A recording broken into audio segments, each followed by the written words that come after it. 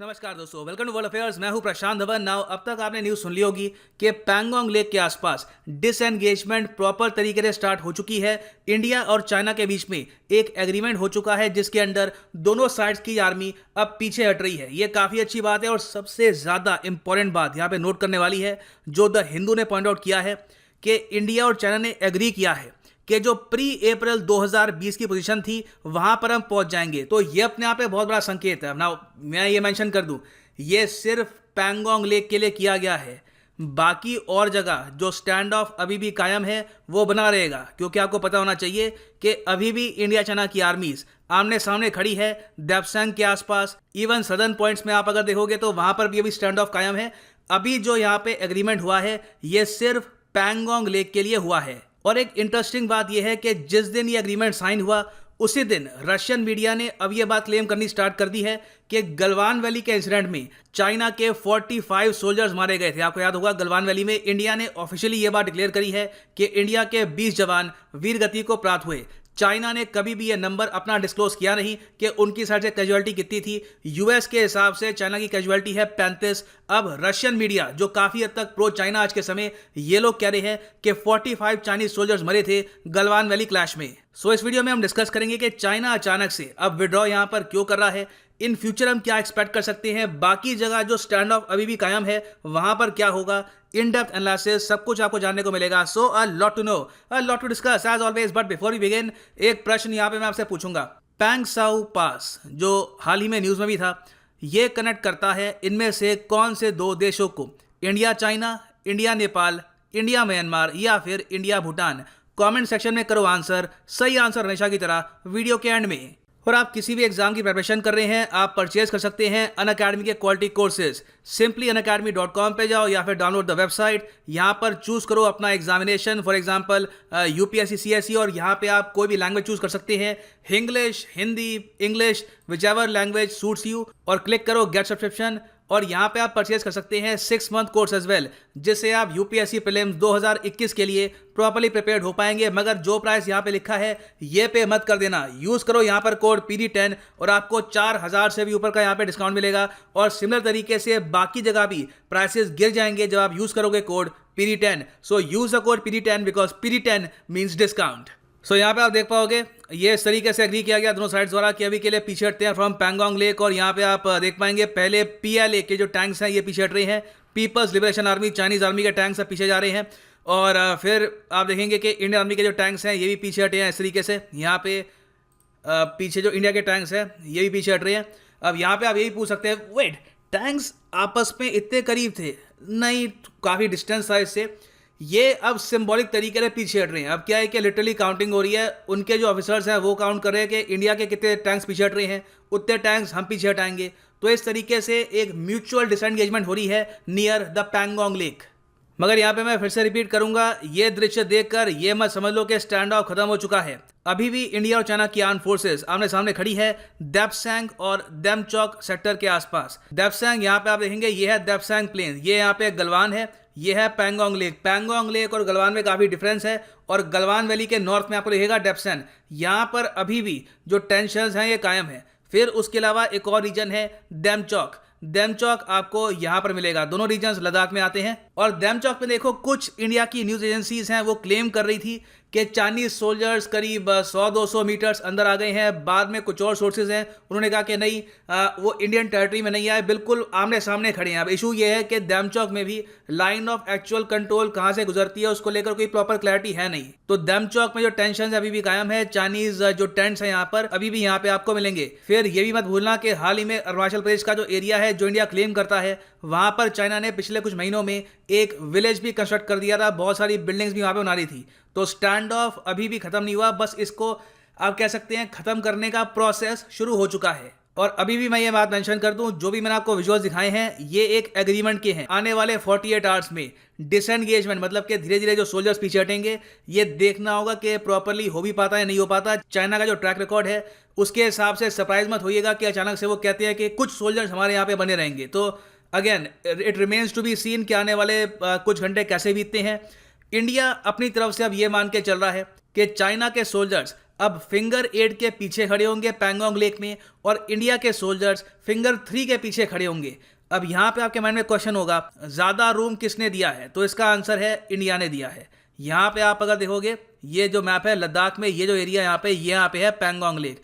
अब पैंगोंग लेक के दो बैंक्स हैं, एक तो है नॉर्दर्न बैंक, फिर सदर्न बैंक। जो आजकल हम बात करते हैं फिंगर 1 2 3 4, ये आपको मिलेगी नॉर्दर्न बैंक्स में। ये यहाँ पे है फिंगर्स 1 2 3 4 5 करके 8 फिंगर्स प्राइमरली हैं, जो बहुत ज़्यादा न्यूज़ में थी हाल ही में। अब इंडिया ने यहाँ पर क्या एग्री कर लिया है कि इंडिया के जो सोल्जर्स हैं ये फिंगर 3, ये यहाँ पे है फिंगर 3, इसके आगे नहीं बढ़ेंगे। और चाइना बिल्कुल जो इंडिया के हिसाब से लाइन ऑफ एक्चुअल कंट्रोल है फिंगर 8 के पार, यहाँ पे होंगे चाइना के सोल्जर्स। अब आप सोच कर देखिए, लाइन ऑफ एक्चुअल कंट्रोल जो इंडिया का वर्जन है उसके बिल्कुल करीब रहेगा चाइना।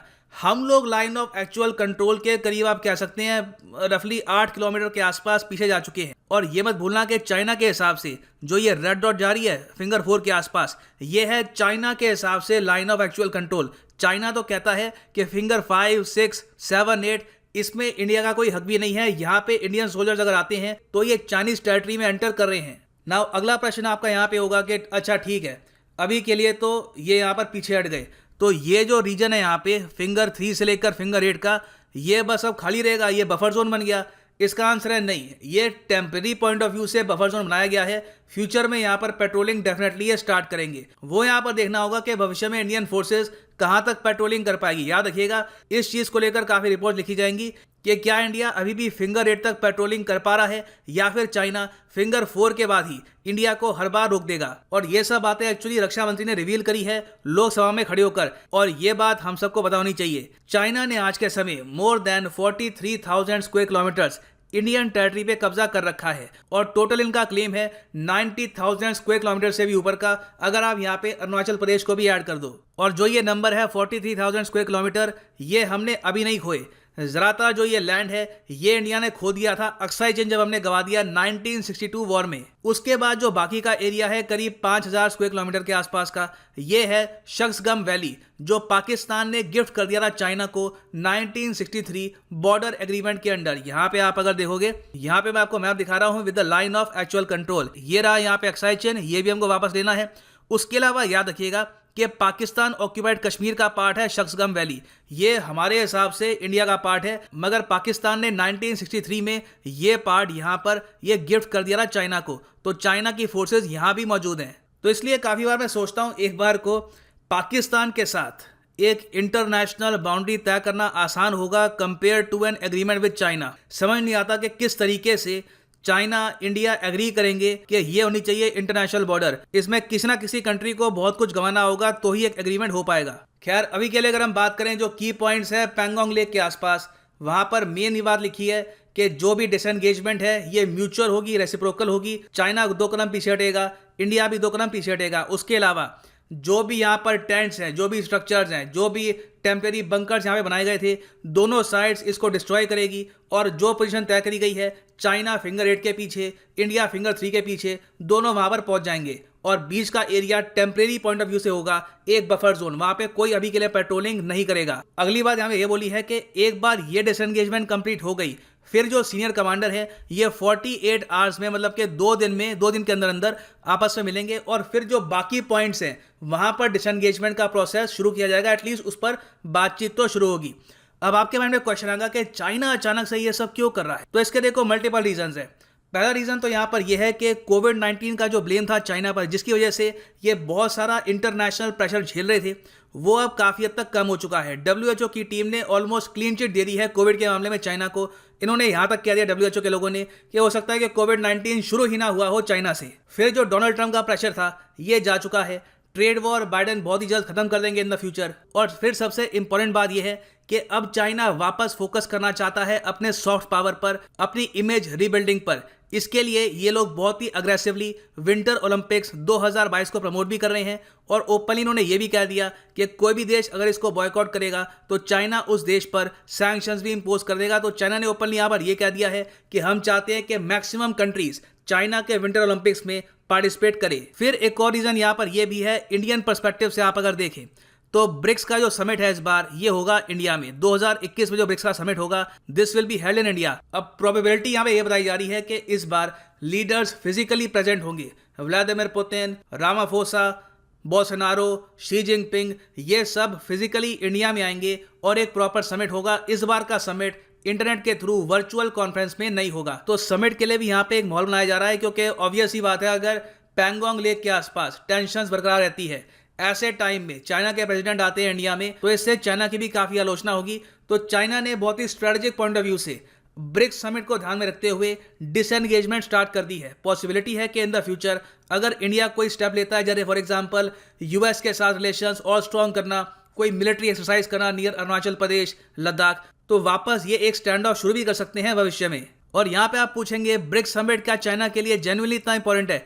देखो मैंने आपको बता दिया, अब चाइना का आने वाले 10 साल में फोकस होगा इमेज रिबिल्डिंग पर।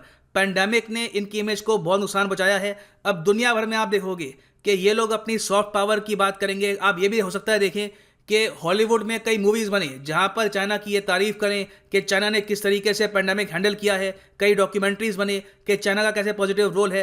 हिस्ट्री ऑल टुगेदर नई तरीके से लिखी जाएगी आने वाले 10 साल में और चाइना अपने आप को प्रोजेक्ट करेगा as a responsible new world leader.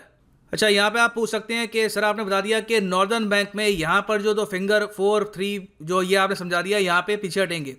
जो सदर्न बैंक है यहाँ पर, जहाँ पे इंडिया ने काफ़ी सारा नया एरिया एक्वायर कर लिया था, यहाँ पे इंडिया का कंट्रोल था, यहाँ पर भी क्या डिसएंगेजमेंट होगी? तो जी रक्षा मंत्री ने यहाँ पे कहा है कि यहाँ से भी इंडिया और चाइना पीछे हटेंगे, मगर पहले जो डिसएंगेजमेंट हो रही है ये होगी यहाँ पर नॉर्दर्न बैंक में। सदर्न बैंक पे डिसएंगेजमेंट कैसे होगी, कितनी होगी, किस लेवल पर होगी, अब तक इसके बारे में कोई डिटेल सामने आई नहीं है, तो इसलिए मैंने इसको अभी ज़्यादा कवर किया नहीं। बाद में डिटेल्स आएंगे तो उस पर एक अलग से वीडियो मैं बना दूंगा। सो वापस आते हैं अपने क्वेश्चन पे कि पांगसाउ पास ये कनेक्ट करता है इनमें से कौन से 2 कंट्रीज को? सही उत्तर यहाँ पे है ऑप्शन सी, इंडिया और म्यांमार। यहाँ पे आप अगर देखेंगे अरुणाचल प्रदेश और म्यांमार को कनेक्ट करता है पांगसाउ पास। और ये हाल ही में न्यूज़ में भी था क्योंकि जब तख्तापलट यहाँ पे हुआ तो इस बात की भी बात की जा रही थी कि शायद ये पास रोक दिया जाए, ट्रेड यहाँ पर ना हो, मगर अभी के लिए ये पास ओपन है, ट्रेड यहाँ से हो रहा है। तो याद रखिएगा, ये काफ़ी ज़्यादा न्यूज़ में था। ये है एंड इस वीडियो का। Thank you for listening and as always God bless you all.